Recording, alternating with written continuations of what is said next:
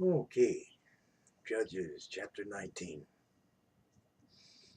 And it came to pass in those days, when there was no king in Israel, that there was a certain Levite sojourning on the side of Mount Ephraim, who took to him a concubine out of Bethlehem, Judah. And his concubine played the whore against him, and went away from him unto her father's house to Bethlehem, Judah, and was there 4 whole months.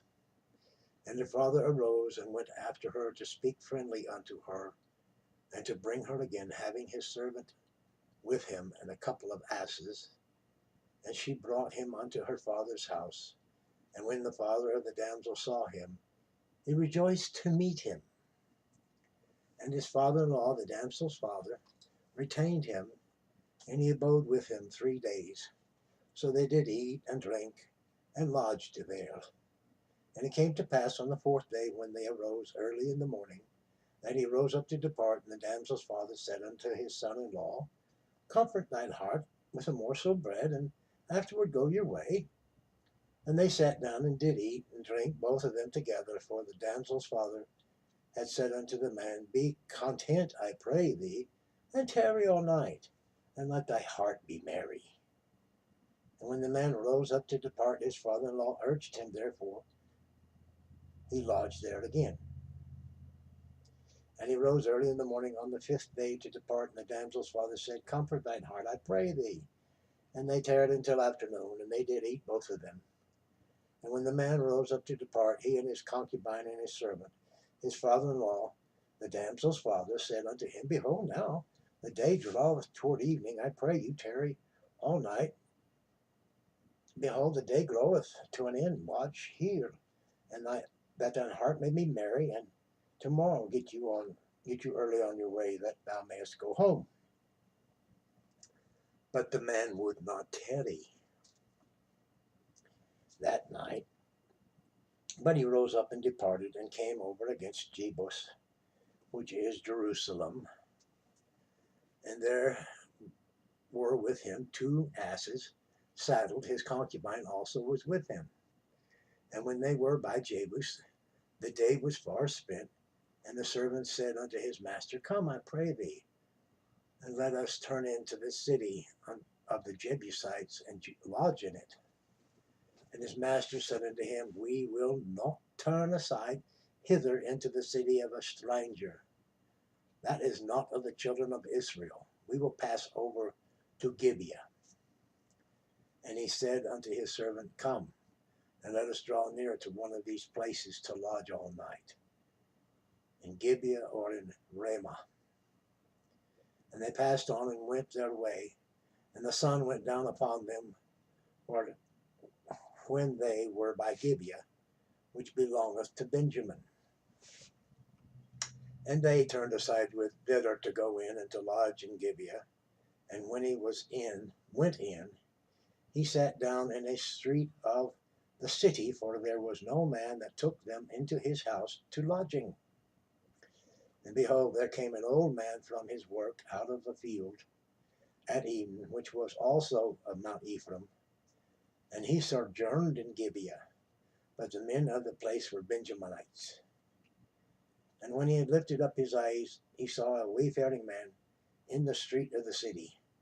And the old man said, Whither goest thou, and whence comest thou? And he said unto him, We are passing from Bethlehem, Judah, toward the side of Mount Ephraim. From thence am I, and I went to Bethlehem, Judah, but I am now going to the house of the Lord, and there is no man that receiveth me to house. Yet there is both straw and provender for your asses, and there is bread, wine also for me, and for thy handmaid, and for the young man which is with thy servants. There is no want of anything. And the old man said, Peace be with thee. However, let all thy wants lie upon me, only lodge not in the street. So he brought him into his house, and made provender unto the asses, and they washed their feet, and did eat and drink. Now as they were making their hearts merry, behold, the men of the city, certain sons of Belial, beset the house round about, and beat at the door, and spake to the master of the house, the old man, saying, Bring forth the man that came into thine house, that we may know him. And the man, the master of the house, went out unto them, and said unto them, Nay, my brethren, nay, I pray you, do not so wickedly, seeing that this man is come into mine house. Do not this folly. Behold, here is my daughter, a maiden, and his concubine.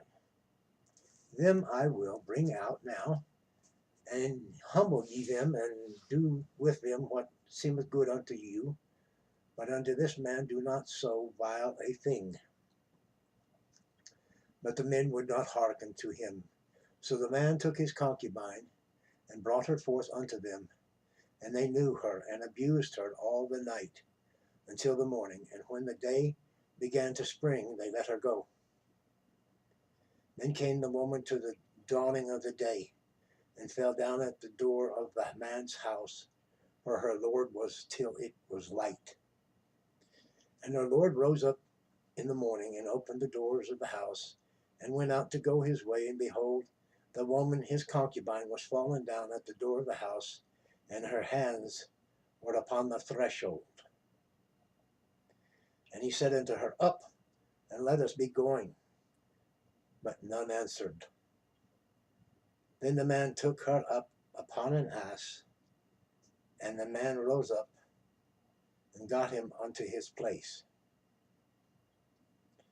And when he was come into his house, he took a knife, and laid hold on his concubine, and divided her, together with her bones, into 12 pieces, and sent her into all the coasts of Israel.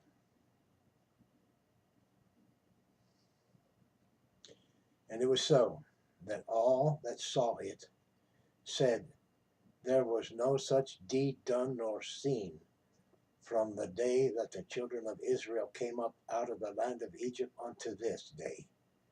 Consider of it, take advice, and speak your minds. That concludes chapter 19 of Judges. Strange tale. Nevertheless, feel free to comment, to like, to subscribe, to share. And of course, it's better to be blessed than it is to be cursed.